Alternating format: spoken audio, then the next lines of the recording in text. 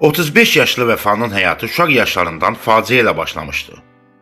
Atası ilə anası onu balaca vaxtı küçəyə atıb getmişdilər. O isə kimsəsizlər evində böyümüşdü.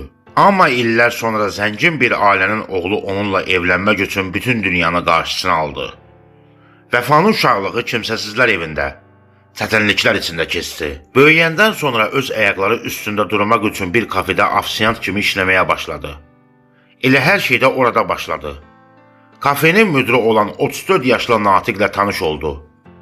Natiq heç vaxt evlənməmiş, subay və çox zəngin bir ailənin oğlu idi. Zamanla onların arasında böyük bir sevgi yarandı və onlar tez-tez Natiqin özünə məxsus həyət evində gizlicə görüşməyə başladılar. Çox keçmədi ki, bu münasibəti Natiqin varlı ailəsi öyrəndi.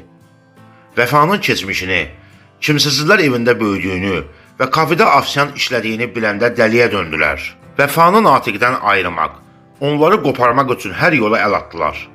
Hər cür təzyiq göstərdilər. Amma Natiq ailəsinin bütün pullarına, var dövlətinə, vəhdələrinə baxmayaraq Vəfanı heç vaxt atmadı.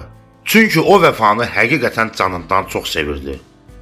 Natiq hər kəsi qarşısına alıb onunla evləndi. Onlar hər şeyə sıfırdan başladılar. İndi onların 2 gözəl qız övladı var. Zamanla Natiqin ailəsi də onların bu böyük sevgisini, xoşbəxtliyini gördü. Vəfanı zamanında qəbul etmək istəməyən o insanlar indi ona öz doğma qızları kimi baxırlar. Keçmişdəki o acı günlər arxada qaldı.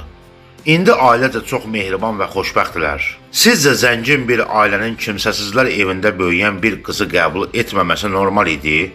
Yoxsa Natiqin hər şeyi gözə alıb sevgisinin arxasınca getməsi hər kişinin edə biləcəyi bir şey deyil?